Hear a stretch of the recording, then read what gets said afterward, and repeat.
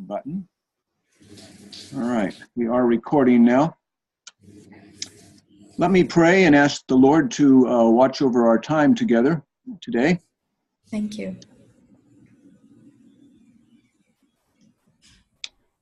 Father, we thank you so much that we can join together just across the airways, across the distances through this technology. I do ask you, Father, to please protect all the technology that it takes in order to make these online sessions take place. I pray, Lord, that you'll just give Christine peace right now and just give her wisdom and direction as she shares with us what she's been doing on this dissertation project. I just pray that you'll give us all direction and wisdom, and that through your Holy Spirit you will guide us and give us your wisdom. Because we know that's the most important, Father, that we can hear you and follow what you want us to be doing. We pray these things in your name, Jesus. Amen. Amen. Amen. All right. Well, let me just kind of go over hold on a second. Sometimes I have to shut off my video. I'm getting a new computer in a few days that's supposed to have much better memory, so I won't have to be doing this. I'm going to click off my video. There we go. All right, well, let me just talk a little bit about what we'll be doing here today. We'll probably spend 15 or 20 minutes as Christine gives us a PowerPoint presentation just to kind of refresh our minds on the project. We give some guidelines for putting together that presentation, so hopefully it will answer some of the questions that we have. After that presentation, we will then spend some time in discussion. Just be thinking of questions that could possibly be good discussion starters based on the project. After we've done that for a little bit, I will dismiss some of you from the session so that the three of us, Dr. Dunn, Dr. Rogers, and myself, we are the voting members of this committee, so we'll need to spend about 15 minutes in an evaluation time. Once we've concluded that evaluation, I will bring others of you back into the session to announce the results of our evaluation time. Okay. So with that, Christine, I'm going to give you the microphone, so to speak, and ask you to lead us through your presentation. Thank you very much, Dr. Payne. Not sure why we're having that feedback. Yeah, there's some feedback and echoing. Let's make sure everybody else should mute your microphone. Sometimes that'll create some feedback if we don't have our mics muted. So let's do that right now. Okay. So a pleasant good evening, good night to everyone. Dr. Rogers, Dr. Payne, my PLCs, and Dr. Dunn, my second reader. Thank you for being here this afternoon, for facilitating this process. My name is Christine Hendricks, and I'm a candidate for the Doctorate in Transformational Leadership, looking at cultural transformation at the Bakke Graduate University. And I am exploring quality employment of persons with disabilities and the possible untapped advantages of corporate employers in Kingston, Jamaica. Wow.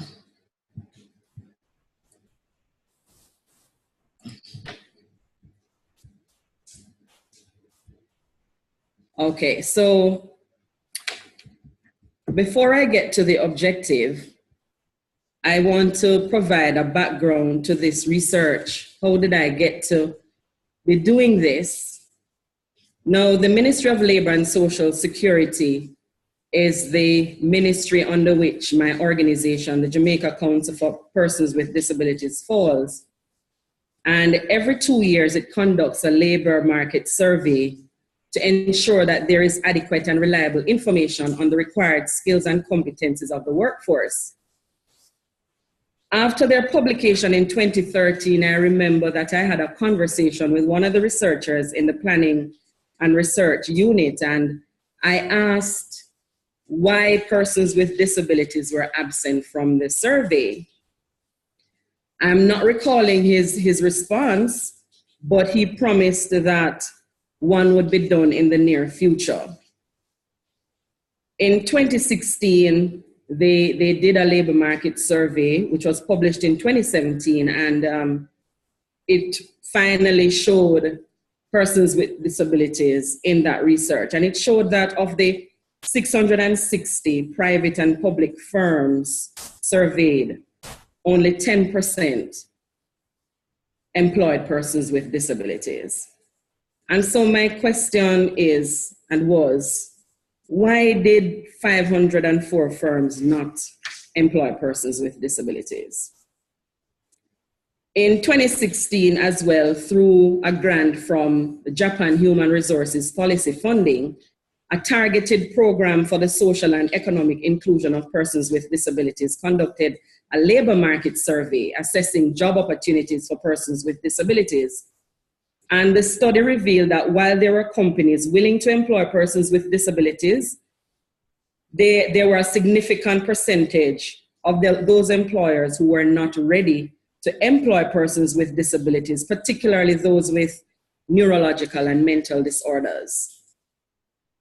So the employers' hesitancy, the study revealed, could be due to a widespread lack of information on disabilities or lack of exposure to persons with disabilities, lack of resources, because they think that people with disabilities take a lot of resources. There could be a low level of knowledge and skill to implement the measures and processes required to cater to persons with different types of disabilities. When I read this survey report, it got me thinking, and I thought, how can the JCPD address this issue? And by extension, how could I play a part in addressing this issue since I was the head of that organization? I wondered if a public awareness campaign could be crafted, to show employers that persons with disabilities are not as costly as they think, or that there are advantages to hiring persons with disabilities. But my question was, what were the specific advantages, if there were any? And so when the opportunity came for me to put together my proposal for this research and my research, therefore, I found the answer. And I decided that I had to conduct a research to find out what happens when persons with disabilities are employed.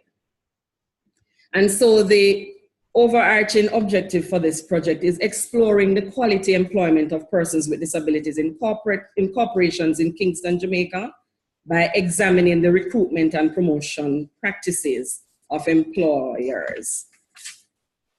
Before we move forward, I need to define who are we talking about when we talk about persons with disabilities. In 2014, Jamaica passed in the Parliament the Disabilities Act, and it states that persons with disabilities includes persons who have long-term physical, mental, intellectual, or sensory impairment, which may hinder his full and effective participation in society on an equal basis with others. Might I say that that is a definition that I don't subscribe to? And I feel that it is something that needs to be addressed because the focus is on the impairment hindering the person. But the convention which we ratified as a country said it is, yes, people with disabilities have impairments, but it is the barriers that they come in contact with that hinder their full and effective participation in society. And that is coming from the Convention on the Rights of Persons with Disabilities in 2006.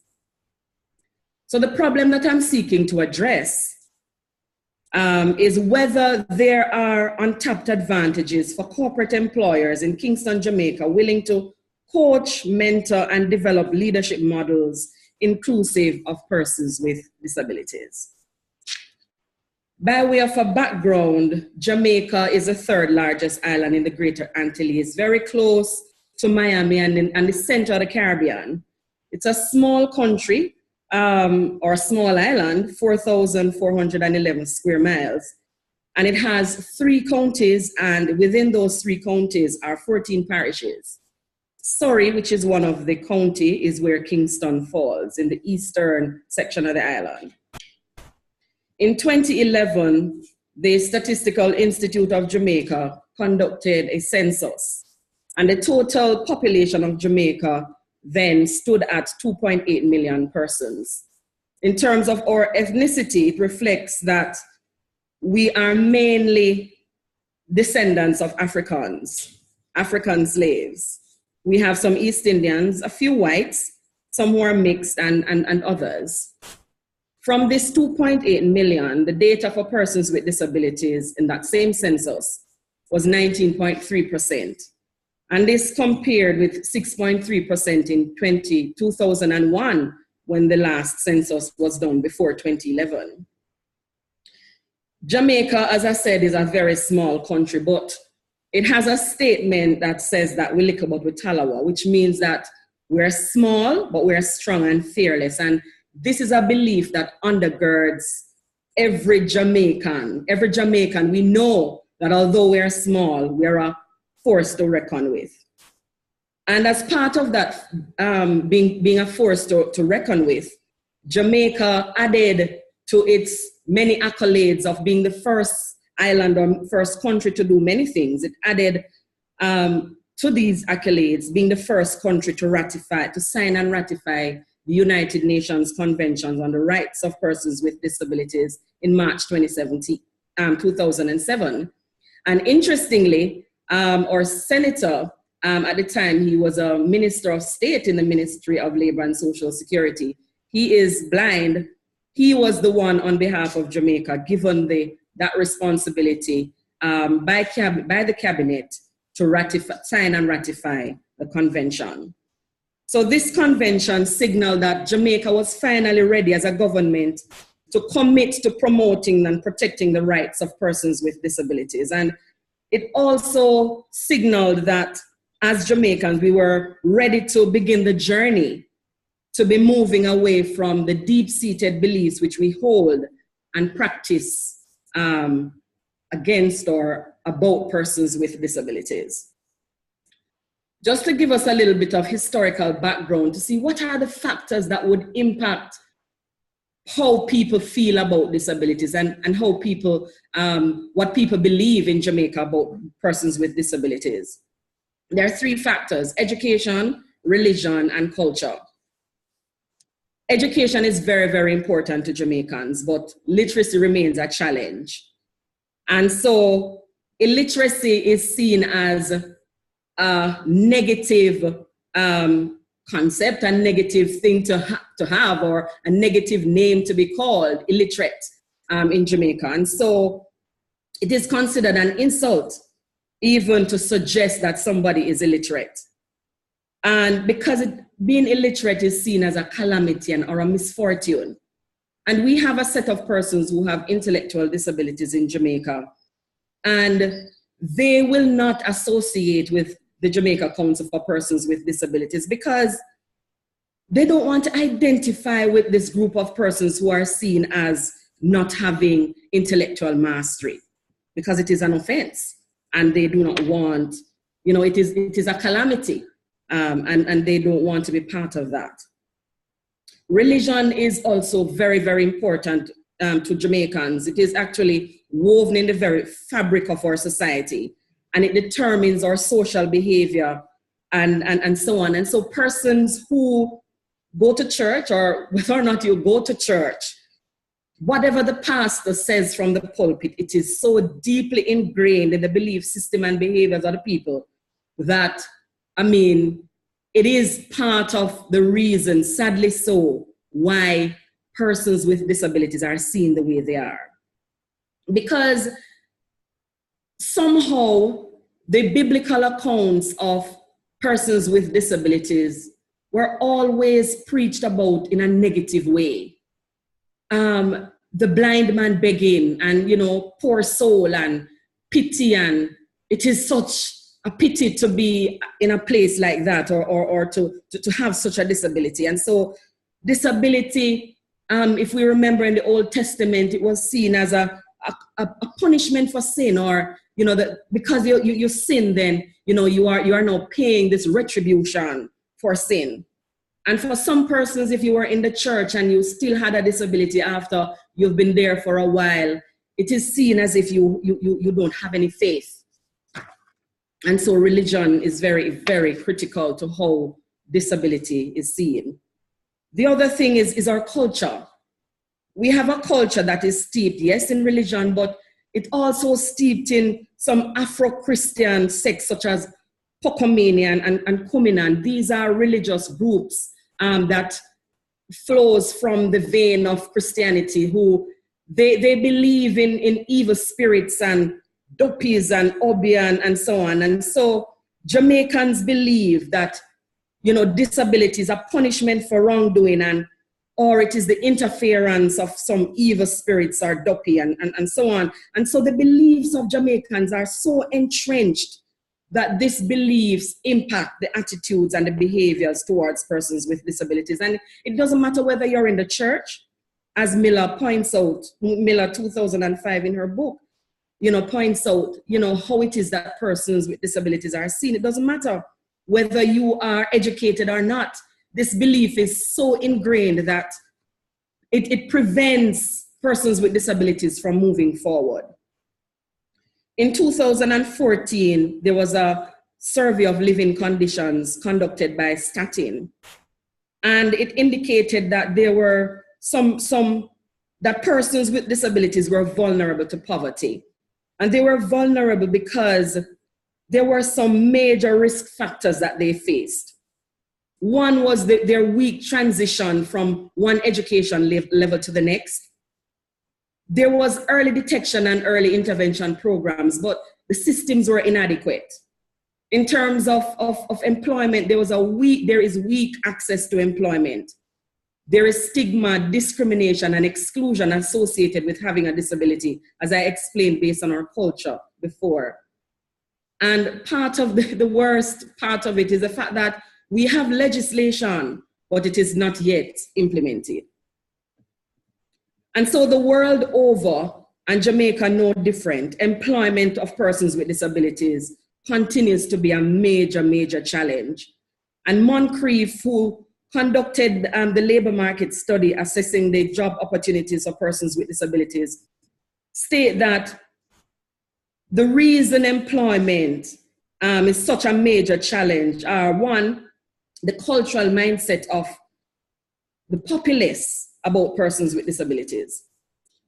As such, the mindset of our employers. And the fact that the employers in this study, they were not ready to employ persons with disabilities. There were lack of policy, particularly in places of employ, lack of a policy to guide in terms of accommodating persons with disabilities or redeploying persons with disabilities if they acquire a disability on the job. Added to that was the fact that even if there was employment, the demand for persons with disabilities was low. And there was a limited job market in Jamaica. And of course, our educational and our training systems literally, sad to say, shut out persons with disabilities. So having done this research, who are my audience? Who would it impact? Who would benefit from this, the results of this research? Employers, both in the public and private sector, policymakers, organizations often for persons with disabilities, churches, community-based organizations, and so on, the Ministry of Education, training institutions, institutions of higher learning, and persons with disabilities themselves. And so having thought about all of these challenges, what was my role, or what would be my role in addressing this problem? I shared earlier that I'm the head of the national organization that has responsibility for the implementation of policies and programs for persons with disabilities.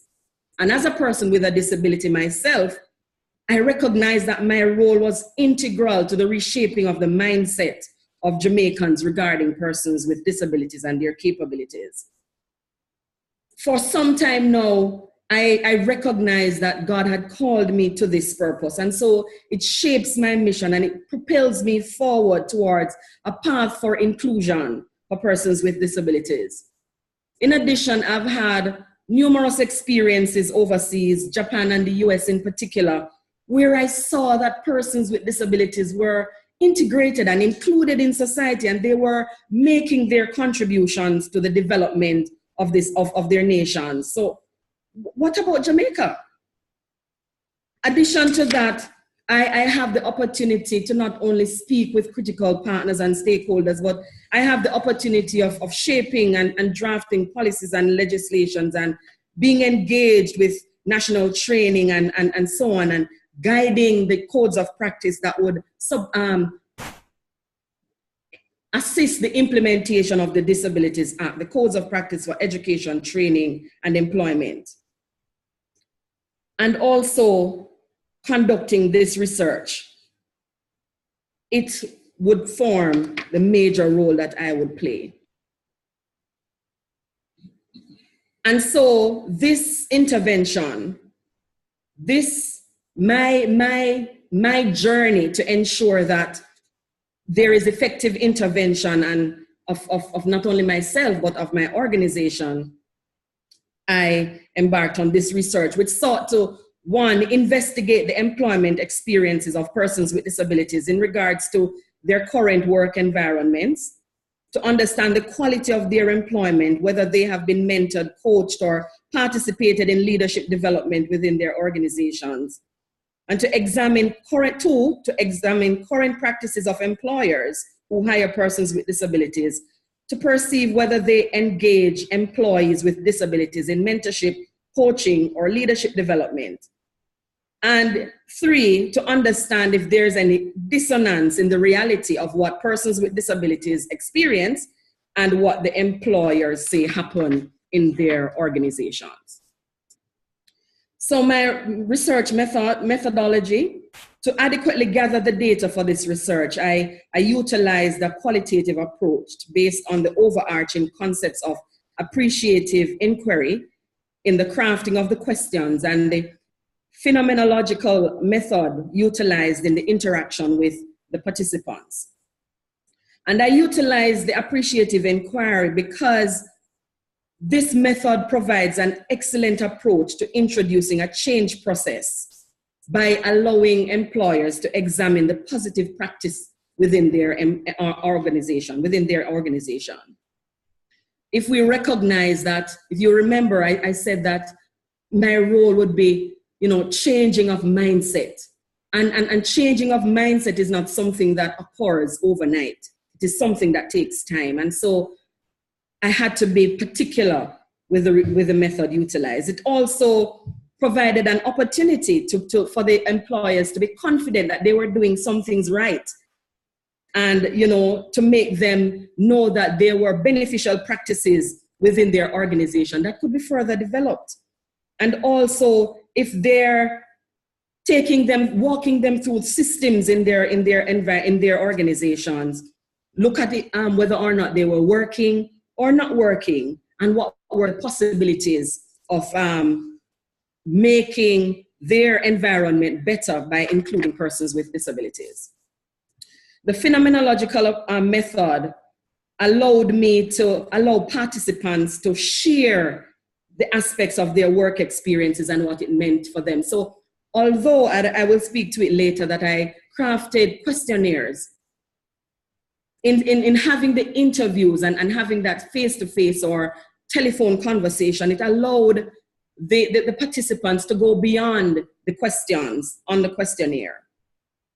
This method also allowed me a small sample of participants while assisting me in understanding the perceptions of employers of persons with disabilities and employees with disabilities. And this is according to Leedy and Ormond, 2005, as they cited in Russell, 2014. A purposive sampling approach was used in the selection of my participants because there are not many corporations currently employing persons with disabilities. And again, I needed to get the most information possible about the quality of employment of persons with disabilities. And so according to Lydia and Ormond, this was the best approach, the purposive sampling method. In gathering my data, I selected employers who employed persons with disabilities and employees who worked in corporations. And incidentally, I had to add some independent agencies of government in Kingston because I couldn't find enough corporations at the time who were willing to participate in the research. Now, independent government agencies were selected because they basically operate similar to private sector companies, because they do not depend on the government coffers solely for funding, but they have to make a profit for sustainability. So I utilized questionnaires, telephone, and face-to-face interviews using the same instrument. In terms of the numbers of number of interviewees, I had 5 employees and 5 employers, so 10 in all. 2 sets of the employers and employees were from the same organization. However, I engaged them separately, allowing for non-interference and confidentiality in responses. And in a sense, for me, the employee could sort of covertly validate the culture of the organization or validate the employer's statement through their responses. So of the 5 employers, 60% or 3 were from private corporations and 2 or 40% were from independent government agencies.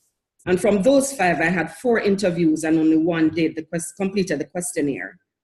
Of the 5 employees, 4 were from private corporations and 1 from an independent government institution. And again, 4 interviews and 1 completed the questionnaire. In terms of the employees, I made sure that at least 1 from each of the major disability groups were part of my research. And this was except persons with intellectual disabilities, because it's usually difficult to find a person with an intellectual disability in corporate Jamaica. And so I had 2 persons with physical disabilities, 2 who were blind or visually impaired, and 1 person who was actually hard of hearing. He utilized a hearing aid to facilitate the process. These employees held varying positions, from telephone operator to project director, engineer, secretary, and a counseling psychologist. And so they were at different levels of the employment ladder, which provided me with an impression of how the different levels of employees were engaged within the organization, and whether or not opportunities afforded to the employees were dependent on their levels or their positions within the organizations. In terms of the development of my questionnaire, I utilized primary, secondary, and tertiary sources, which enabled the discovery of whether persons with disabilities are provided the similar means of advancement as others within the employment sphere. So I examined research work conducted about the employment of persons with disabilities and the benefits or lack thereof of hiring them. I examined literature about how persons with disabilities advanced in their careers in general, with the hope of deducing the Jamaican situation. For the employers, the questionnaire developed had 17 statements, which required a response on the Likert scale, with the option of selecting strongly agree, agree, neither agree nor disagree, disagree, or strongly disagree. Within the questionnaire, there were also 7 open-ended questions that allowed for clarification based on the answers that they would have given before. The employer's questionnaire helped me to ascertain their hiring and leadership development model practices of corporate Jamaicans or of corporate employers. And it was very interesting that 2 CEOs agreed to be part of the interview, which gave me added insight into the culture of the organization. The other persons interviewed were human resource managers or directors. Well, the organizations were diverse. We had telecommunications, banking, environmental, border security, and an international donor agency. The employee questionnaire included 16 statements to be responded similarly to the Likert scale, from strongly agree to strongly disagree. And there were 2 open-ended questions that provided clarity to a statement that would have been made or a question that would have been asked before.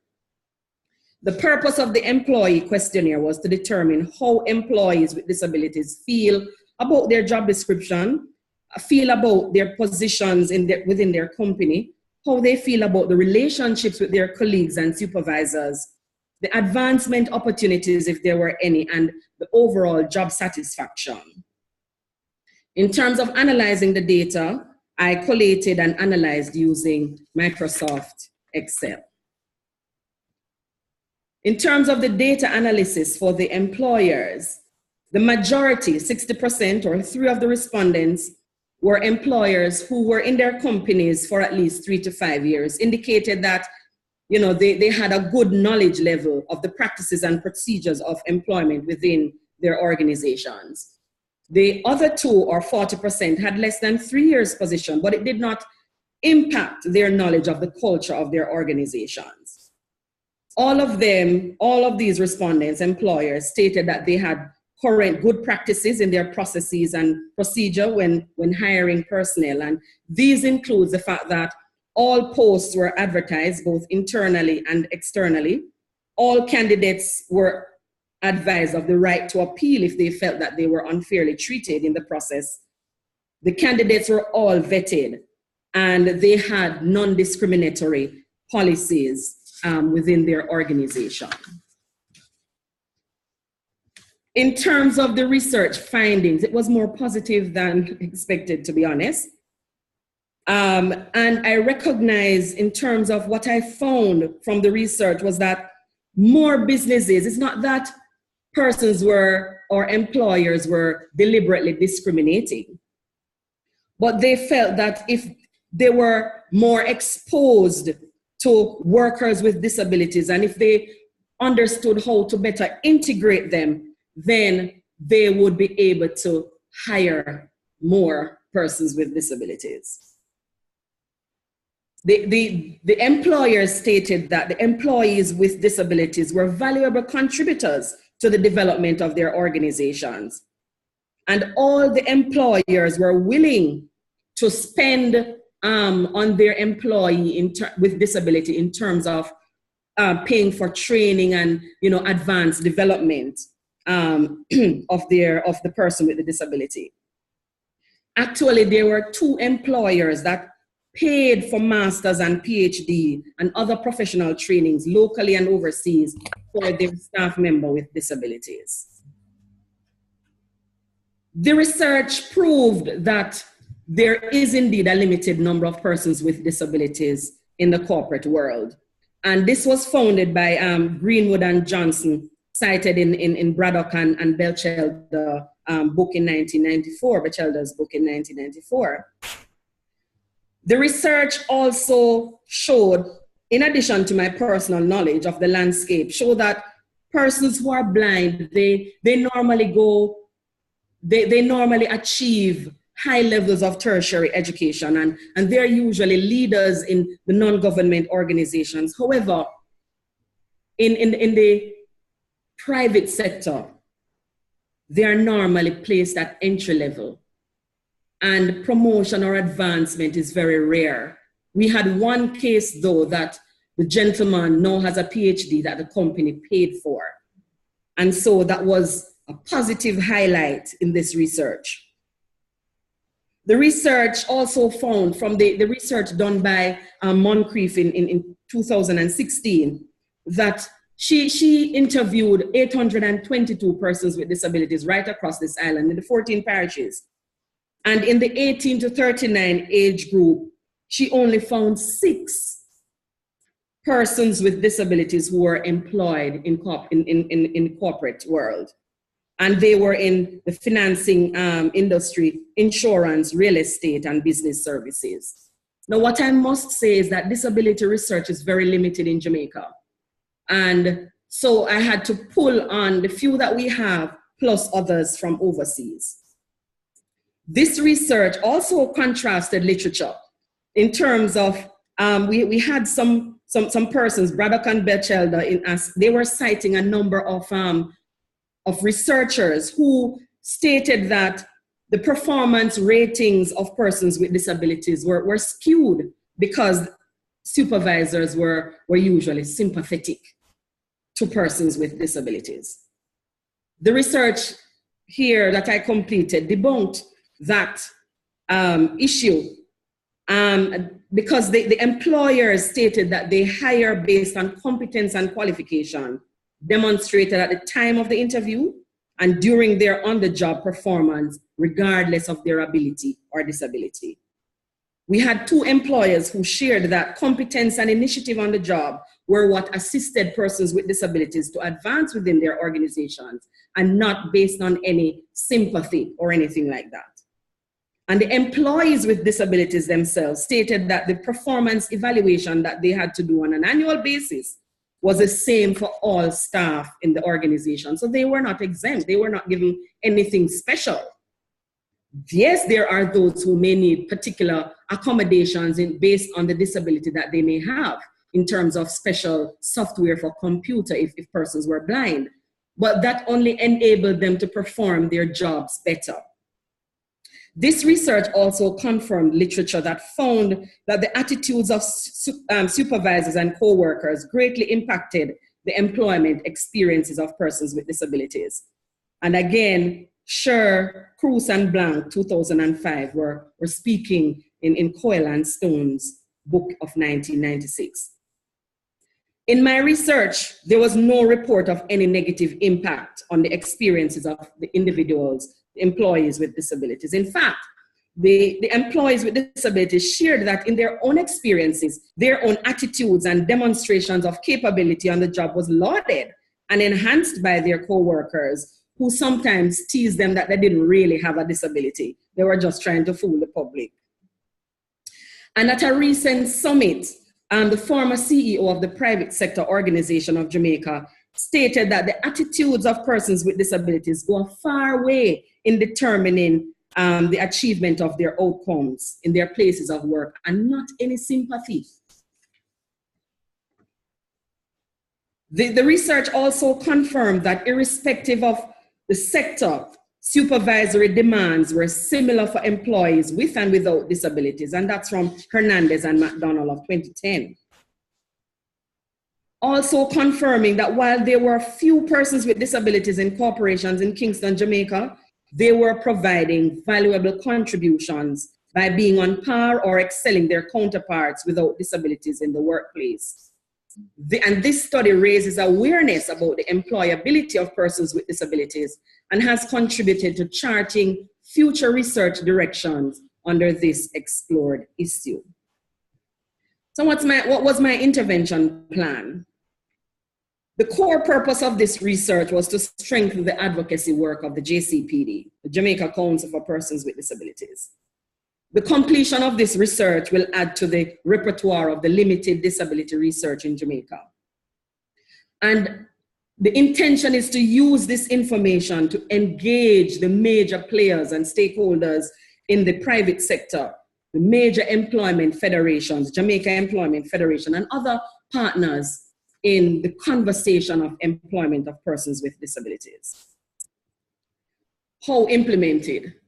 Now, implementation of strategies or interventions such as this has to be phased. And it has to be phased because, remember, we're dealing with a cultural change, and cultural shifts do not happen suddenly, or they don't happen overnight. And so there has to be a phased intervention over the short, medium, and long term. Already, we've had some of the short-term strategies, the Inclusion and Diversity Summit held in November last year with government ministers and key stakeholders at the table, looking at persons with disabilities in employment and looking at the economic benefits, the purple pound actually, of persons with disabilities. And this was the very first time that the conversation about persons with disabilities had risen to this level. The JCPD continues to partner with the National Training Agency, which is called HEART, NTA, for a win-win situation, according to Rumwell. Win-win for persons with disabilities and employers. That means persons with disabilities would understand their rights and know their rights and know how to speak up for themselves. And people and the employers would have a better understanding by being exposed to sensitization on disabilities.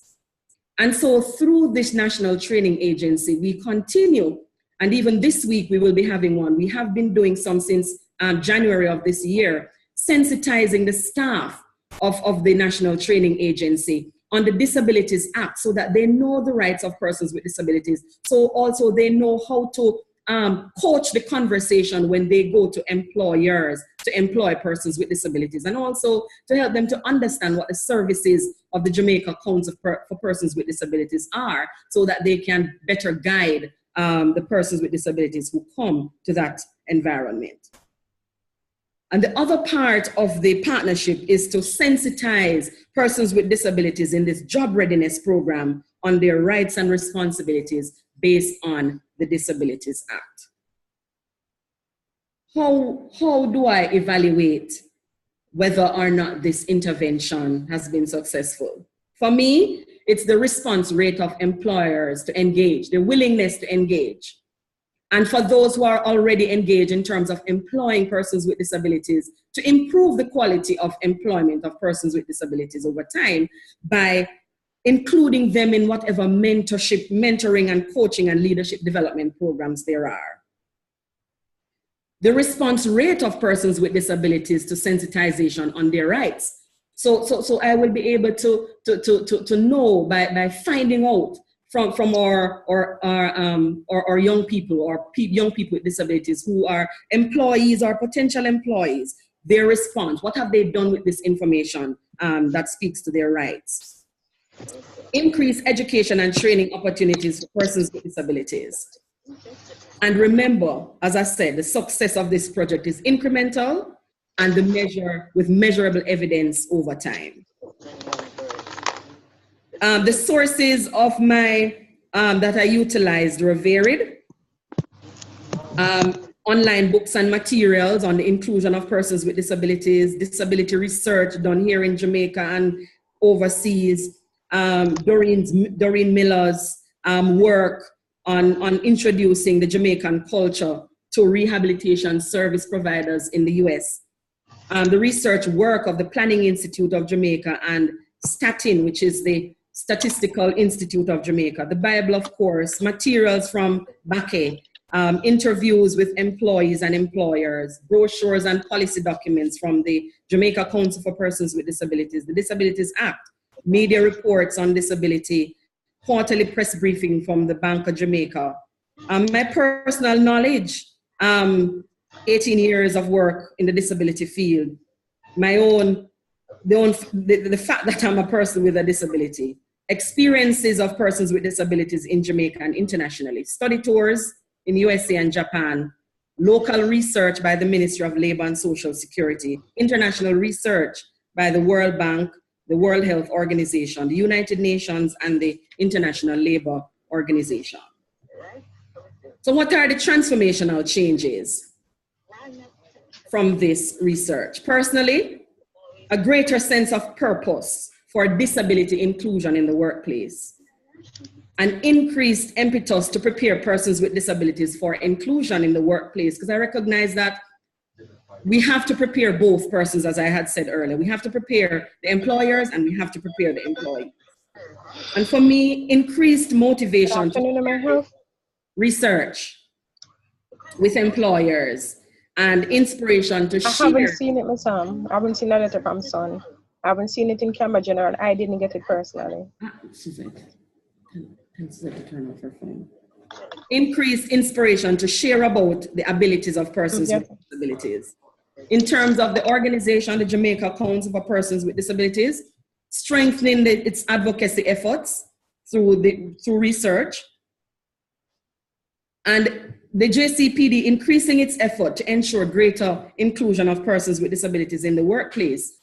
And JCPD playing its part in expediting the implementation of the Disabilities Act. In terms of the community, and I'm looking at the community as persons with disabilities, for them to be motivated to strive for excellence, an increased desire for them to know and speak about their rights, and the broader community of students in university for their increased interest in volunteering with the JCPD and also conducting disability research. Congregational in terms of the church, for there to be an increased understanding of disabilities and the importance of inclusion in churches, and that has already started. Increased inclusion of persons with disabilities in the leadership of the church, motivation to make church services more inclusive, and more than anything else, a shift in beliefs about disability. So what have I learned? What are the learning outcomes from this project? I think for the first time, I recognized that the origin and depth of discrimination was real. It was researched and documented, and it was not only anecdotal. I had only thought that it was anecdotal, but it is actually real. I understood for the first time, the pride of the Jamaican people as a nation of first, and the fact that we're small, but we're a force to reckon with.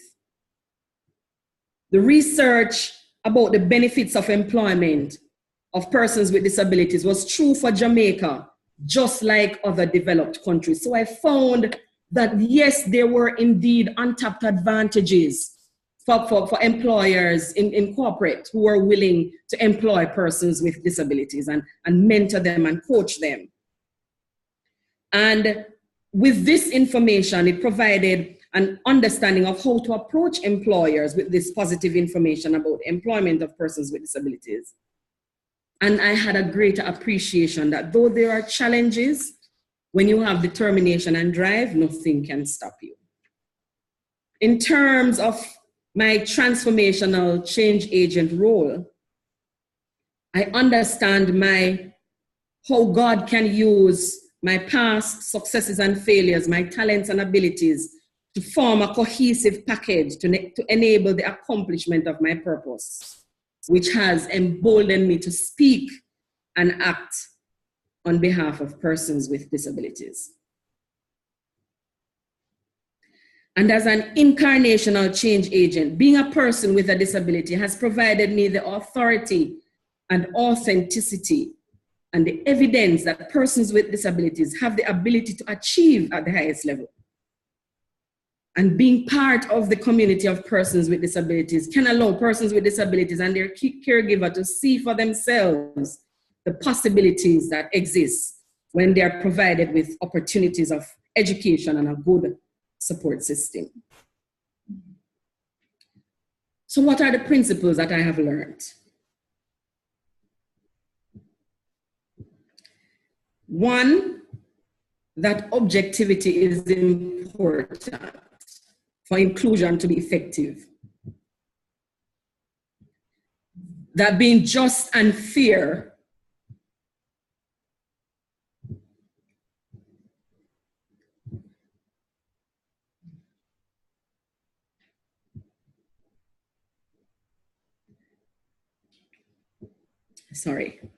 being just and fair levels the playing field for accomplishments. And having an objective tool for promotion enables persons to advance fairly regardless of their perceived capabilities.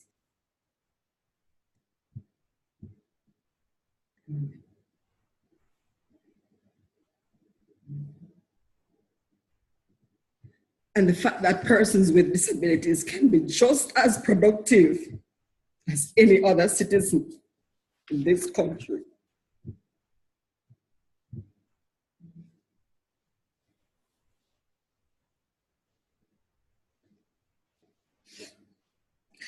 So in terms of the other applicability of this research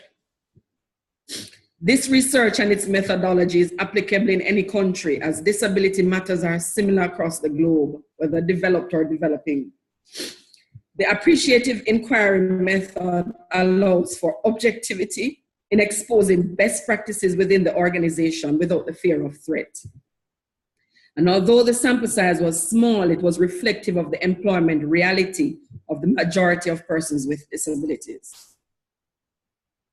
And the fact that once barriers are broken and opportunities are seized by persons with disabilities, it can foster greater social and economic inclusion.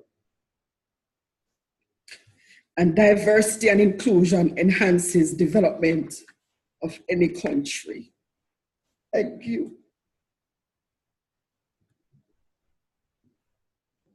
Okay, thank you so much, Christine. Just so much appreciate your presentation and your passion for working in this whole area that is in such great need of some transformation. So again, thank you just for what you're doing. And the word passion just keeps coming back to me, that the Lord has given you a great passion to be being a transformational change agent as an advocate for those who have the disability issues. We need to move into a time of discussion and questions and whatever else you'd like to do during this time. So I'm going to just be quiet for a bit, and as people would like to ask a question, remember to turn on your microphone, and then feel free to just begin a particular topic of discussion for us. Okay.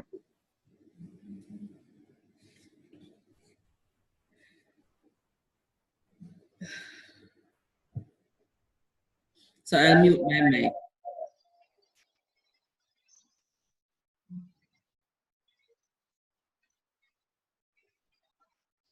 Christine, thank you for the presentation, and it's been a joy working with you. This is Dr. Rogers. Your work cuts through a wide range of issues and concerns and exposes attitudes. And one of the things that I was concerned about as you were addressing a lot of concerns related to corporations and the disabled was being able to, focus on the validity of your findings, and your approach was important.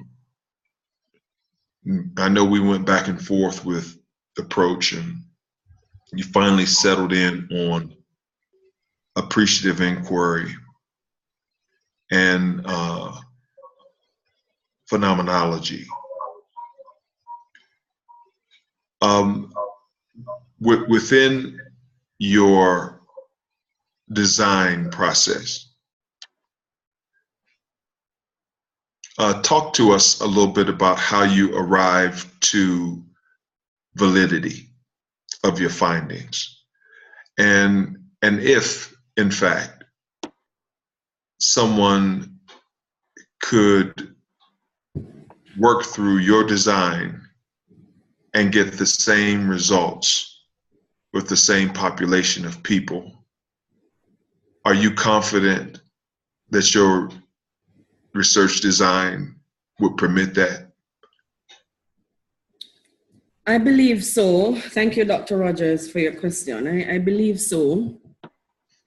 Because, as I said, the appreciative inquiry allows for the examination of the best practices in the organization. What are they doing well? What are the things that are going well for that organization in terms of their practices? And utilizing that to see how it is that these good practices engage diverse populations. And having engaged diverse populations, I'm sure persons with disabilities would be part of that process. And what goes for one goes for all. If they have a non-discriminatory policy, if diversity and inclusion is part of the good practices that they have, if the playing field is level for all who are coming in or all who are there, then different groups of persons, regardless of their abilities, would get similar opportunities.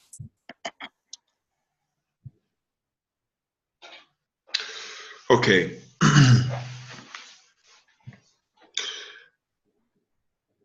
One of the things that that I'm wanting to be clear that you understand as a doctoral candidate. Again, your work cut across a wide swath of concerns related to disabilities. But I want to be clear that you understood the importance of validating your work. And so what I'm asking you is a technical question. And the technical question is, based on the designs of your work, could I fly to Jamaica with your research design in hand and get the same results that you got?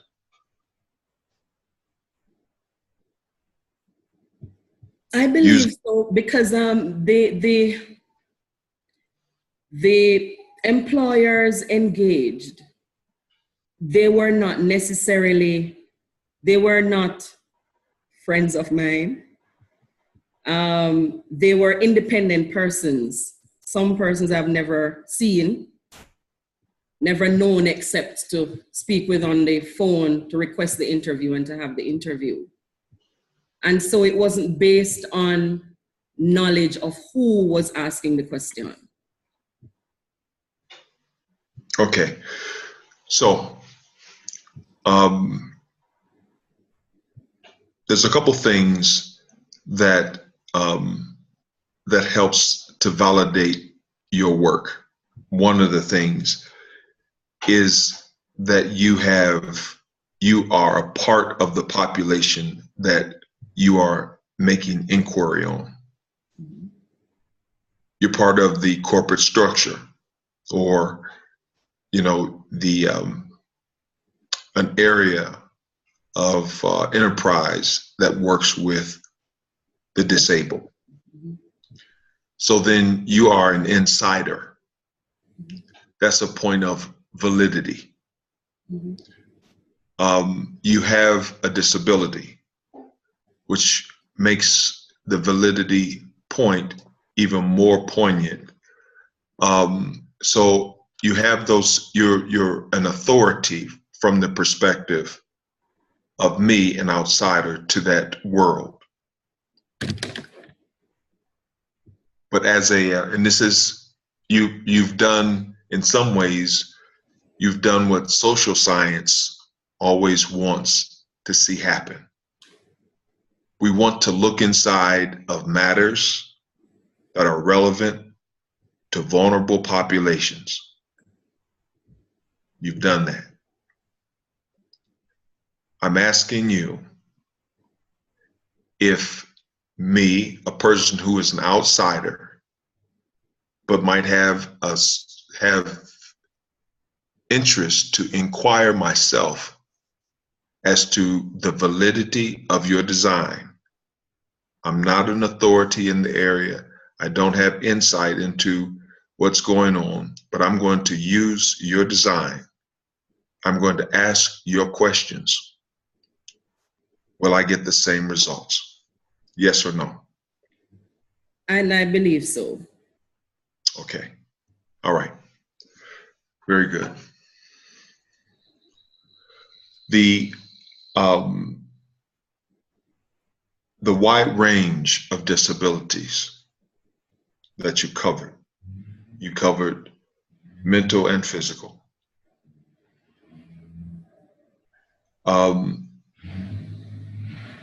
However, you did not make a delineation, if there was to be one, a delineation between any kind of differences in how treatments of leadership development for the purpose of productivity, looking at the productivity model of training, we don't necessarily see in your work where the mental and the physical, if there's any differences. Can you speak to us regarding the possibility of that being an area that might be of some future use to you as a researcher, as an investigator? Definitely. What I found is that, and I think I said it at some point, is that persons with physical disabilities, persons who are blind or deaf, or even in some instances, persons with some intellectual disabilities were easier to engage than persons with mental disorders. We call it here mental illness. There is a particular stigma, although disability is stigmatized, there is a greater stigma attached to persons with mental disorders. And though I know that there are persons with mental disorders who, once they have their medication, they reach very high levels and they operate in their space. When it comes to employing persons with mental illness or mental disorders, that's a challenge. We have had cases where, as an organization, persons with mental illness would come and tell you that as soon as it is found out that they have mental illness, whether bipolar disorder, sorry, or schizophrenia. Well, persons with schizophrenia are not usually in the employment sphere. But once they have, major depression, or, they have any bipolar disorder, once it is found out, the thinking is that they are dismissed. Whether it is so or not, or whether it was that they acted up, based on some external interference, or perhaps for the fact that they may not be on their medication, for whatever reason, they're usually dismissed. And so, yes, persons with, and even we as an organization, we did a CAP study looking at the knowledge, values, attitudes, behaviors, and practices of the Jamaican society. We did one in 2015. And from that, we, as an organization, crafted a communication plan. And what we recognized, even in crafting the plan, although we were crafting a communication plan to communicate about the different disabilities, we recognized that to deal with persons, to speak about the inclusion of persons with mental disorders and mental illnesses, even within that communication plan, it couldn't take place in year 1 or 2. It would have to take place maybe in year 3, when the society would be more amenable to the general disabilities. And so, in looking back at your question, it is a matter for further research, looking at how persons with mental illness are engaged. Or is it that they're engaged until it is discovered that they have this condition? Or are they engaged whether or not they have this condition? And are they part of, the fabric of the organization? Are they mentored and coached and part of leadership?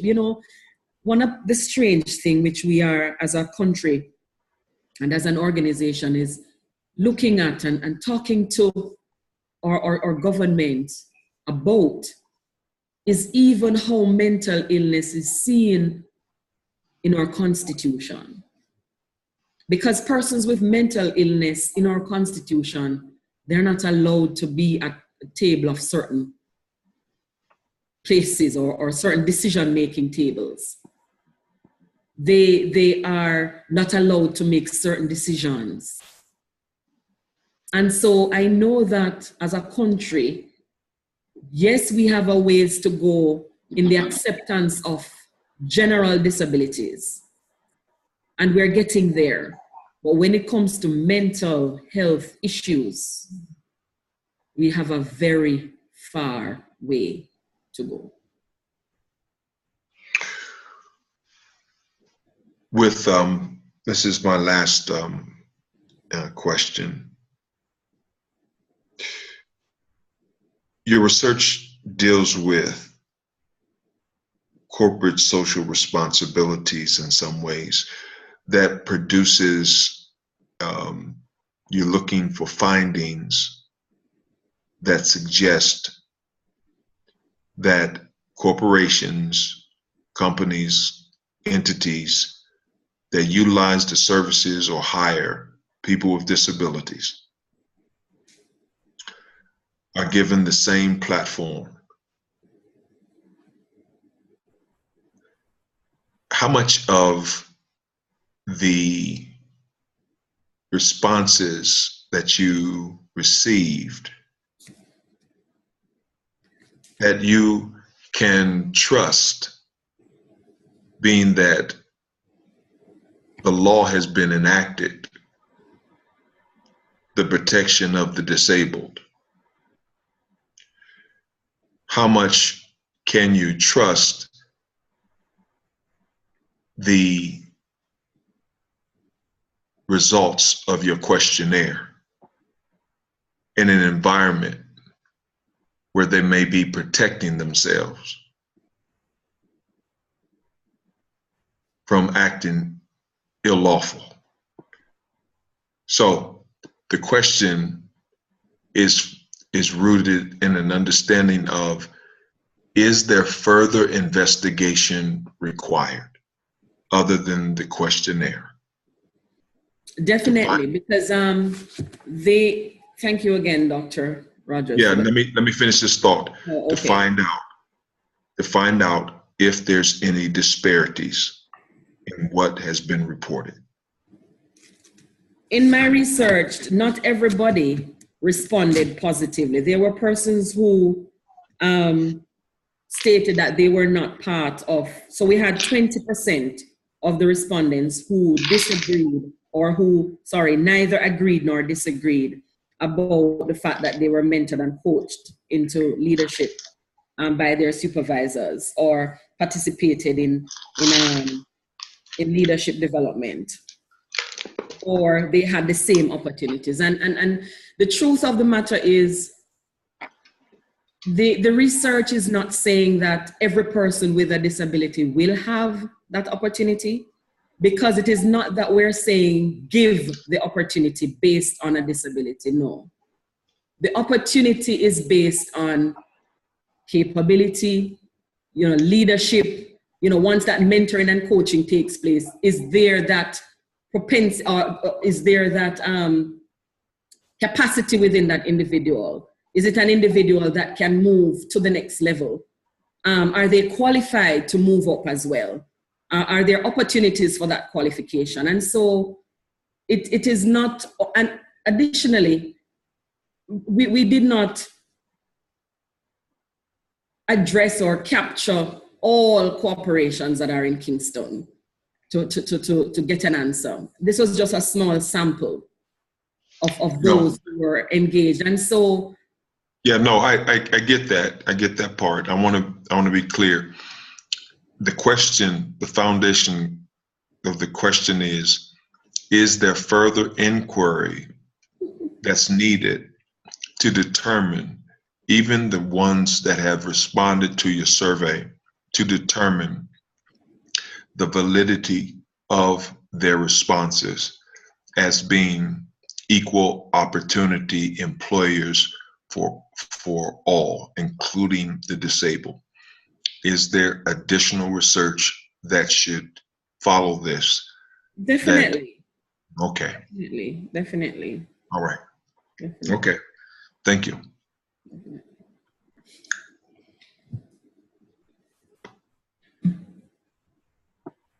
Good afternoon, all, again. Good afternoon, Dr. Dunn.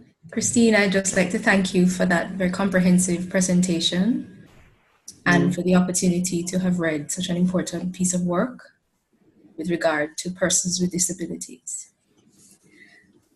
As Professor Rogers just mentioned, your work covers a wide cross-section of aspects of the discussion on persons with disabilities and their employability, as well as their contribution to the world of work. Having explored so many aspects, could you just speak to the heart of this thesis? What is the message that you would want readers of your thesis to take away? That there are advantages. Thank you, Dr. John, for your question. At the heart of this research it comes back to the question that was posed. Having seen that, overseas, there are literature saying that there are advantages to hiring. Was that advantage true to Jamaica? Was it, or is it, or are there advantages to employing persons with disabilities in Jamaica today? And at the heart of the research, based on the findings, is a resounding yes.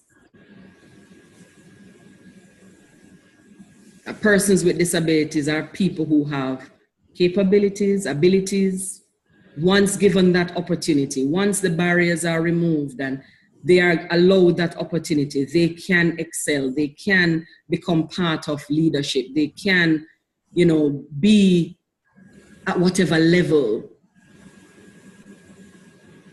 their potential allows.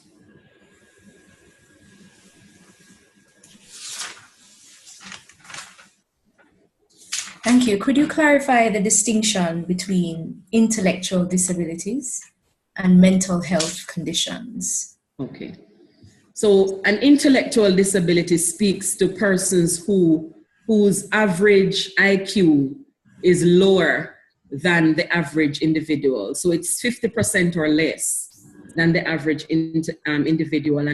And this intellectual capacity prevents or hinders some social interactions and their ability to care for themselves in some instances, depending on the severity. And it also impacts their level of understanding and therefore, their learning outcomes. Persons with mental health issues or mental illness, on the other hand, are persons with psychological and emotional disturbances or disorders. They can be considered average persons with average intelligence or high intelligence, but either they have been stressed within whichever environment, or it is hereditary. They acquire or are born with the propensity to develop a mental illness or a mental health issue. The persons with intellectual disabilities is not something that is developed or acquired. They acquire this disability out of a difficult birthing process. They had lack of oxygen going to their brain, which slowed their development in terms of their intelligence and intellectual capacity. Persons with mental illness, on the other hand, their birth process went well. Everything went well, but just in terms of their psychological response and whatever disorder, whatever chemical imbalance there may be in their brain, they develop mental disorders. What are the implications then of not having included persons with intellectual disabilities in your research? You covered a number of very important areas. You mentioned that your sample included blind or had a blind participants included in the sample were blind, had a physical impairment, or were hearing impaired. Am I correct? They're hard of hearing. Hard of hearing. Okay. So, having not included persons with intellectual disabilities, then what could some of the implications of that be? It could say that either they're not in corporate, or if they're in corporate, they remain at entry level, usually perhaps as office attendant, because persons with intellectual disabilities are usually better at repetitive jobs. When it comes to having a conversation at a particular level, a person with an intellectual disability usually has to have a representative. So they are not able to comprehend, to have a conversation at particular levels. And so it wasn't deliberate that they weren't in the study, but these are some of the considerations. That's understood. It was just to clarify. Yes. And the work of Moncrief that you quoted quite heavily in the thesis, would that have included that population? Yes, because she did not only capture corporate, she captured skills-oriented organizations, factories, and manufacturing industries. And you would find persons with disability, with intellectual disabilities, in manufacturing industries. Anything that calls for repetitive work, you would find them quite a bit there. So your particular interest was corporate, and so... Yes, in this instance. Right. Because I am aware that government has a policy of the employment of 5% of persons with disabilities, although it is not maintained necessarily, but there is no such policy in corporate. And so I wanted to find out, are people with disabilities there? And if they're there, what's happening with them there? Thank you. Could you explain what informed your title choice? I was very interested in that, and the fact that it was couched or presented in a question form. Could you just speak to that? Yes, thank you. I asked the question because although I have been in a part of the sector as a person with a disability, having read and having gone overseas, having been exposed to persons with disabilities, regardless of the severity in other countries, being in the private sector, I wanted to know if that was happening here in Jamaica, and if there were the similar untapped advantages that were spoken about. The literature spoke to the fact that persons with disabilities who are hired are usually loyal. Their absenteeism is usually less than the average person. It speaks to the fact that their sick days even are usually less than the average person, because a disability is not necessarily an illness. It also spoke to the fact that usually persons with disabilities are, and I'm not saying this to make it seem as if persons with disabilities are, in a cocoon or, placed or have any angelic features about them or angelic attitudes. But for persons who are blind, or let me speak about persons who are blind or deaf and hard of hearing, when they enter an organization, there are less distractions for them. Why? The employee who was blind said to me when she worked in a law firm, and she said when she goes to work in the mornings and she goes to her desk, she is typing, because she was a typist then. She was typing her work plus some other person's work, and some persons without disabilities were still not finished at the end of a day. And why was this so? When someone walked in the door, they spent time admiring the clothes and the shoes and the handbag. She wasn't seeing any of that. So she couldn't be engaged in the conversation, or she wasn't engaged in the conversation. For the person who is deaf, if he's an accountant, he's focused on the figures. We have a deaf young lady in our office, and though I wasn't looking at government necessarily, she's a data entry clerk, and I noticed her when she comes in the mornings. she just focuses on putting those figures in, in that computer and focusing while everybody else may be around or chit-chatting. And of course, there are times when they will chat, video chat, because they don't have the opportunity to talk much. So they have those breaks as well. But for the most part, the focus that is placed, and usually for a person with a disability, it might be sad, but they do not have many options for employment.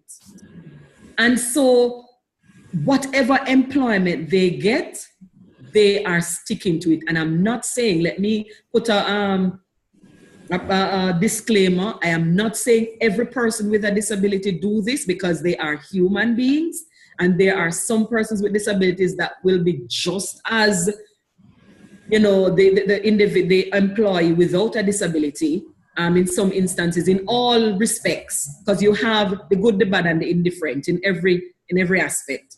And so the person with a disability is just like another person. But for the most part, they usually, that loyalty, that focus, on their duties and that sort of a thing. The absenteeism issue. And so it provides that untapped advantage. And I say untapped because our employers are yet to tap into. We live in a society that persons, general people, they get up, particularly these millennials, they get up and they will resign at the drop of a hat. A person with a disability will be less likely to get up and resign at the drop of a hat, or resign because of another. I'm not saying that they won't resign if another better opportunity comes, or if they feel that their purpose is elsewhere.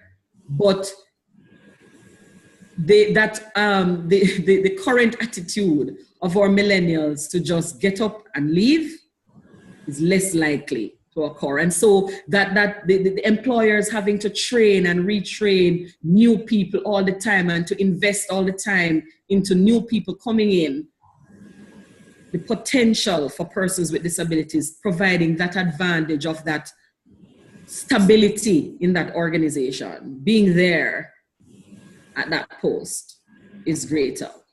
Thank you. I have one other question as it relates to the literature and the treatment of the theoretical framework in this paper. Could you speak to the basis for excluding the literature on diversity and inclusion?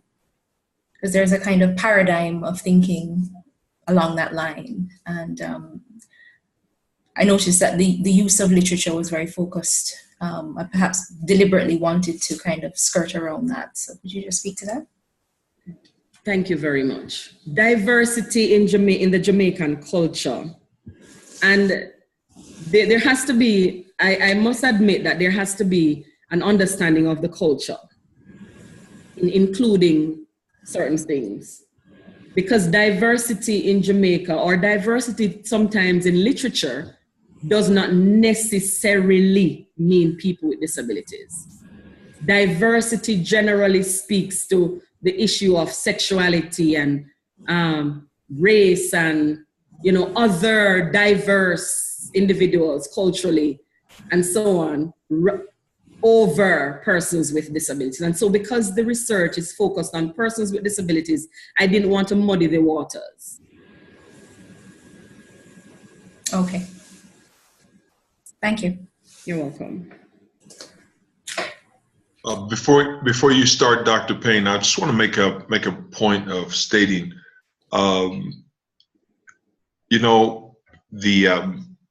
I'm listening to you expound, Christine, and one of the things that we want to be very clear about, and you've been very careful, and so this is more congratulatory than it is correction. I'm listening for any forms of generalizations that you're making. Generalizations without proof. And And I was just listening to the prior question and how you were answering that prior question. Important because you are dealing with a very specific concern or social issue.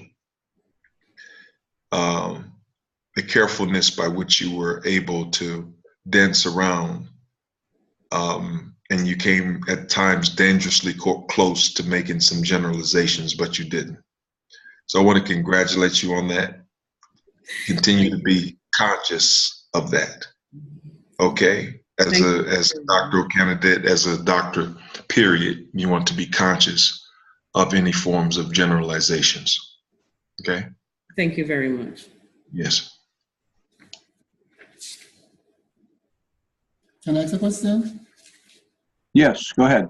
Okay, this is Ethan, her husband. What would you do differently if you had to redo this study, or if you got the opportunity to redo? What would you have done differently? And why? I think, thank you very much, Mr. Hendricks. Mm-hmm. What would I have done differently if I had to do this all over again? I think I would take perhaps a longer time and seek to, well, try harder to get to employers in corporate so that my sample size would be larger and that I could engage more. Well, the good thing is that I have the opportunity, having this research, to engage on a larger scale employers as I go along in this implementation and the intervention of this, implementing the intervention of this research. And so while I would have done it differently, I still have that opportunity to make the sample size larger.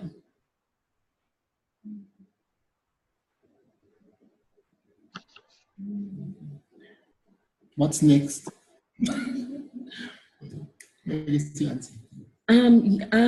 There are a number of opportunities, I believe, that are there. He's asking what's next. And so what's next is engaging the major players in terms of the employers, the employment federations, engaging them. I have already spoken with, one of the major employment organization of our country, and she's new in her role as CEO, and she has stated, her interest or the organization's interest in engaging persons with disabilities because they're cognizant of the fact that they have not been doing so. And it was one of the organizations, what has heartened me about it was one of the organizations in 2014 when we engaged them, they were not ready. They were not ready. They were very hesitant and apprehensive about the conversation of engaging persons with disabilities. And so to see 4 years later, they're at that place where they're now ready to engage, it excites me. And so it's engaging them. It's also, establishing an employment database within our own organization to ensure that, when persons, employers come knocking, we have the people, preparing also our people with disabilities so that they are ready, so that when employers come knocking, they are ready to accept, the jobs that are out there. Ensuring that there is inclusion in the different spaces. We have a labor market information system and engaging the director and the partners in that field to ensure that they're including a person with a disability can walk in confidently, place their resume on that system, and is confident that if they are offered a job, the same job readiness program that they take persons without disabilities through, they will be able to confidently take the person with the disability in that. Because the manager, the heads of that organization, their challenge was when in conversation of why a person with a disability can't just walk in and place their resume and you take them through the process. I was told, boy, when we go out there, we have to sell the candidate. And to be honest, he wasn't sure how to sell a person with a disability, quote unquote. And so I believe, so he wanted something tangible that he could utilize to say, these are the possibilities. These are the advantages that persons with disabilities could bring to your workplace. And as I said before, it is not generic that everybody with a disability will bring that, because they are human beings with their own limitations and issues and everything else. But with the qualification, just like any other worker, because I know that every employer has to engage their employee at different levels. They come in with different attitudes, that lack of work readiness. And so the effort that they place on preparing the person without the disability, it should be the same effort. Of course, there'll be guidance. Of course, we will walk alongside them and provide them that support. But we want to know that there is an open door. There is more than a bar. Give me some time to think about it. We'll pass the stage. I want us to get to the place of passing the stage of thinking about it. So the work after this is great. Yes. Because it does not only include employment, it also starts at the beginning, education and training. But the good thing about it is that the education system is shaping itself for inclusion. So that is not so difficult, but the employment space is where, the work, the greater part of the work will have to take place. Everyone, Blair, good evening, everyone. Good evening. That was very good. But one of the things that really jumped out at me is, how would you help to reshape the mindset of the persons with disabilities as well as employers? That looks like a massive work.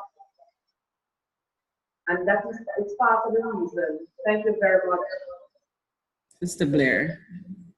And that's my former pastor's wife and my mentor from when I was a teenager, and here I am today. Changing mindset is not something that happens overnight. It is not something that happens at the click of a finger or at the drop of a hat. And so I am aware. And that awareness guides my approach. And so it is not pushing against the pricks to say, okay, yes, there is a law, but there has to be the stick and the carrot. Changing mindset is something that takes place over time. Right. And it takes place by, doing the interventions that I said earlier, but also reviewing what I am doing and tailoring my approach to suit the situation as it arises.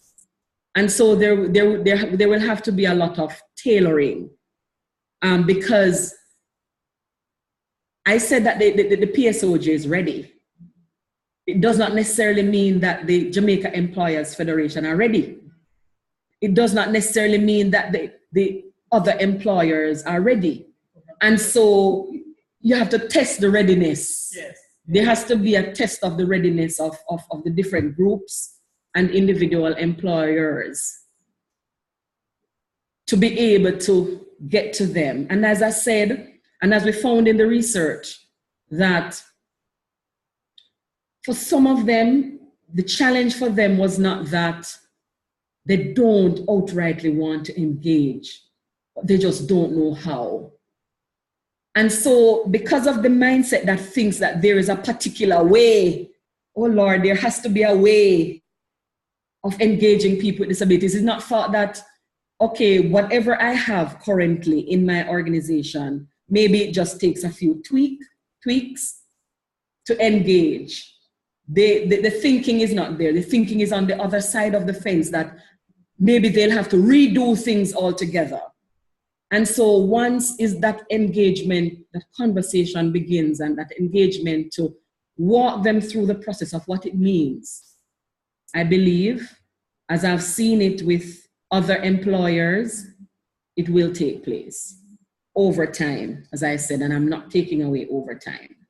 Similarly, for persons with disabilities, you have, when you are downtrodden for almost all your life, when you are left out of systems all your life, to come now and to say, here is a Disabilities Act that gives me right, what are you talking about?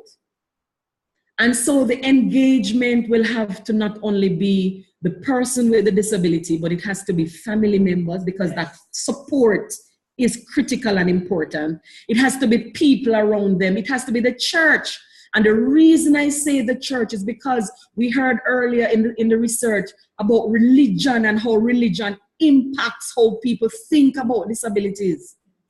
And once from the pulpit, the conversation, the theology is shaped differently from the pulpit, the church has a power to help that mindset change that perhaps other institutions do not have. And so the church has a major role to play. And so my own work within churches, some denominations who have gotten to the stage of, their head embracing, and I speak of the Adventists in this instance, embracing, disabilities and special needs, and encouraging churches and or going around and sharing and sensitizing our people to disabilities and the myths that have been held for so long. And the reason these myths are held has been changing the landscape of how even the church deals with people with disabilities, because people with disabilities were seen as a charity case. They were not seen as being part of the leadership of certain churches. They were not seen as having the capability, for study and for, that same leadership development, even within the church. But I have seen over these past few years in walking with these denominations through the process, my organization, walking with them, sensitizing them, helping them to understand that the very fact that I stand as a person with a disability, it reaches where perhaps you couldn't, because you would be coming based off pure research. But I would be coming with research and with my own experience. And so that is what makes the difference. Thank you. This is Bill, Dr. Payne. I just had a final question, then we're going to need to move into an evaluation session. One of the areas I want to ask about is the intervention plan. As we know, every BGU final project needs to have an intervention plan. And I wasn't quite as clear on your plan, and you can maybe help me on that understanding. I'm looking at your slides 30 and 31, and we talk about the intervention plan says the core purpose of this research, strengthen the advocacy of the JCPD. Remind me what JCPD stands for. Oh, the Jamaica Council for Persons with Disabilities is the organization within which I work. That's the one you work with. That's what I was trying to remember. Okay. And then we wanted to completion of the project to add to the repertoire of the limited disability research in Jamaica, use the information garnered from the research to engage the private sector. I'm going to go to the next slide. Inclusion and Diversity Summit held by the government ministers and key stakeholders, partnership with HEART/NTA. One of the things that we have to do, I have to do when I look at a project, I have to determine what kinds of activities you'll be doing in the future because you've worked on this project, and what kinds of activities have been done as of the writing of this project. I think one primary I saw, there was the Inclusion and Diversity Summit. Now, would you say that your project helped facilitate that summit, or did that summit happen by the government ministers? No, not the government ministers. It was based out of what I'm doing as part of this course of study, along with the British Council in trying to engage.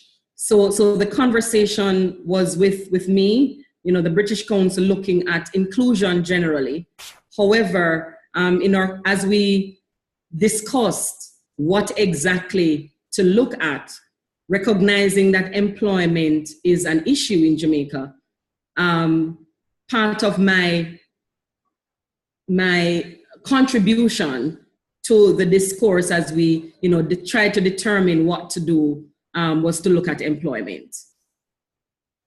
And so the summit was crafted around looking at the economic value of persons with disabilities, particularly looking at the purple pound, the example of what happens in Britain and in other countries, but focusing on the UK, what happens there in terms of that value of persons with disabilities, the contribution that they make when they're employed, and not only them, but their families and their friends, that dollar value that is placed on the contribution of persons with disabilities. So can we then say that your project and your work in this project contributed to that summit?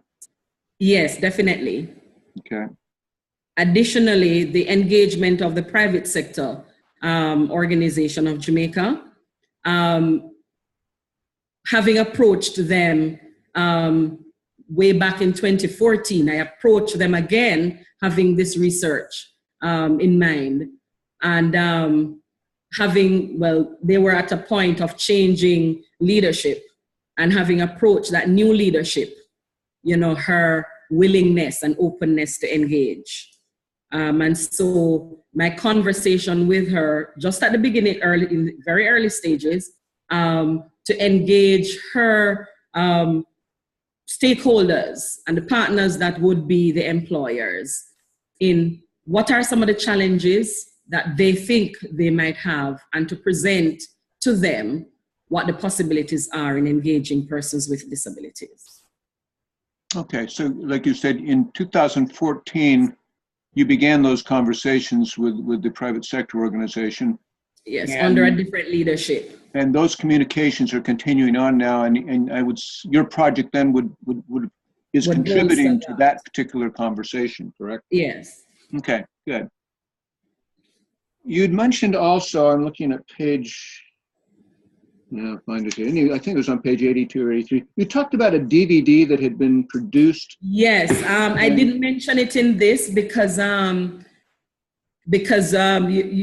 was guided that the focus should be on what is done or what is being done. Correct. But yes, there is actually a DVD that I had reviewed within the time frame of this research. It was a DVD that was done within this ministry, Labor and Social Security, in the Social and Economic Inclusion Project on employment. And I have been requesting that DVD to do some further reviews and to see perhaps, how there could be an additional DVD to be utilized along with that one, because that one does provide some very good examples of employers who are employing persons with disabilities and the experiences that they're having. And we have persons with disabilities speaking to the issue of being employed, but also adding another DVD also to enhance this one, and to utilize both for public awareness campaign, and for utilizing in speaking with our employers. Because there are some who will still want to see, what has happened. So some of the employers or the employers that I would have engaged in this research to create a DVD with them also, because the former DVD would not have focused on corporate Jamaica. It would have focused generally on employment of persons with disabilities. Okay, good. So this DVD, I think you mentioned in the project, could be useful in public awareness campaigns. Yes. And that would be a future project that you'll be working on possibly with this group. Yes. Okay. I'm just trying to clarify some things here. Tell me about the code of practices. What is that, and what's been your involvement in this code of practices? Okay, so the Disabilities Act calls for the JCPD to develop, or mandates the JCPD developing codes of practice that will guide the different aspects of the Disabilities Act, the different rights that the Disabilities Act speaks about. And the first two codes are education and training and employment. And these codes are guidelines that provide practical examples of how to include persons with disabilities. So in essence, these codes will help to answer the question of how.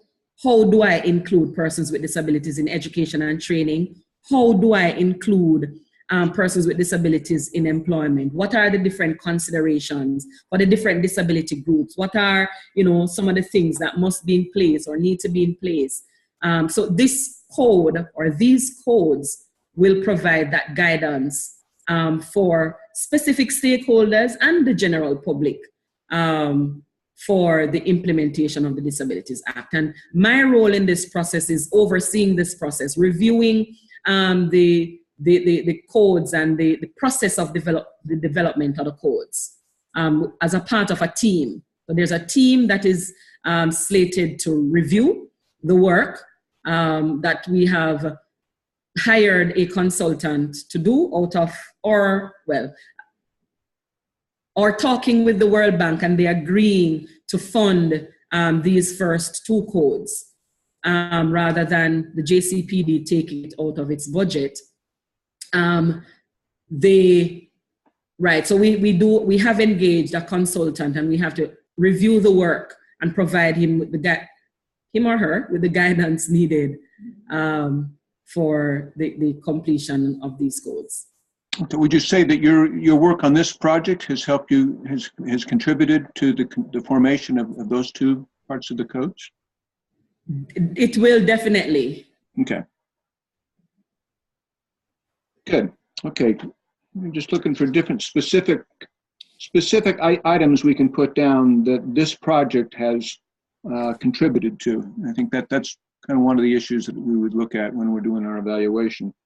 So just let me clarify. The codes would have been done whether or not I'm doing this project. Right.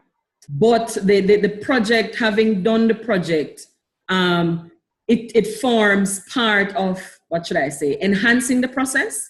Right.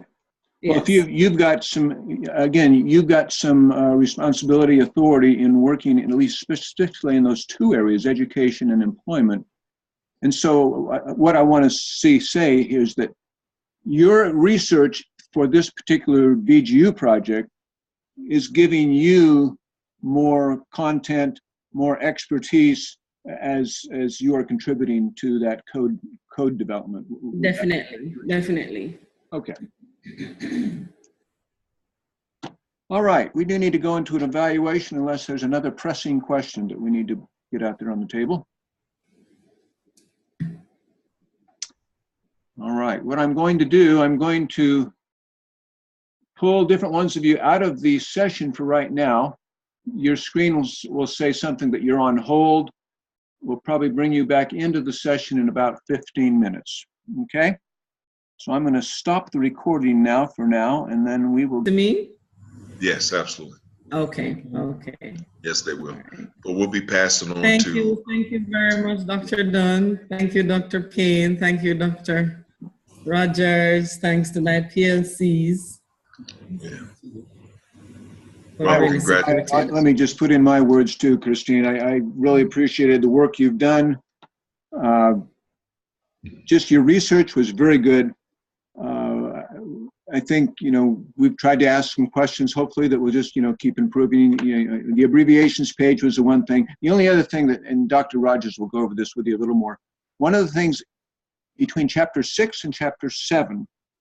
Chapter 6 in the intervention strategy is where you put the things that have actually happened. Right. As of the writing of this project. Then in chapter 7, there is a place called, future recommendations, a plan of action. That's where you would put all, the way I put it on the comment form was try to delineate between what has actually happened at this point through the project, put that in chapter 6 under the intervention strategy, and then chapter 7, what are the great possibilities that are going to be in the future? Conversations you're going to be able to have with the private sector group, the use of the DVD for the public campaign. So just so the reader can kind of see what this project has actually accomplished, and in chapter 7, what are the great potentials that are going to happen in the future because of this project. So that's just kind of a distinction that we try to use in the dissertation, in those 2 chapters. Okay. So that's what that's all about. I don't think that'll be really difficult. You just need to kind of look at it, and you can kind of, and Dr. Rogers and you can kind of look at that. Sure. Other than that, you are just working in such an important area. Absolutely. I had worked, part of my work several years ago was over in Missoula, Montana, and I worked with the University of Montana with what we called working with Native Americans with disabilities. And just had some amazing experiences working with some of that whole group, and just amazing people and gifts and talents that I got to observe firsthand. Yes. So, and then anyway, that's a whole nother story, and I don't want to keep Dr. Rogers up any longer since it's past 1 o'clock in the morning there. It's probably, you guys are probably getting into the evening there too in Jamaica, but Yes, it is just about a little after 6. All right. Yeah. Christine, I'd just like to add my congratulations to you very quickly. And thank you, as well as Bakke University for the opportunity to be part of this process.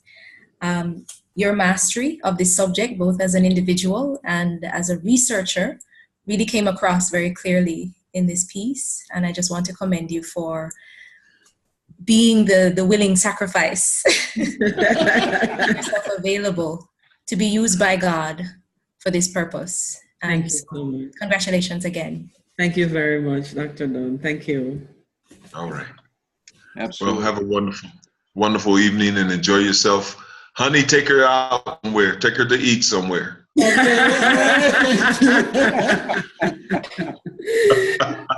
night, Dr. Rogers. Thank you. All right. Good night. Good night. Yes.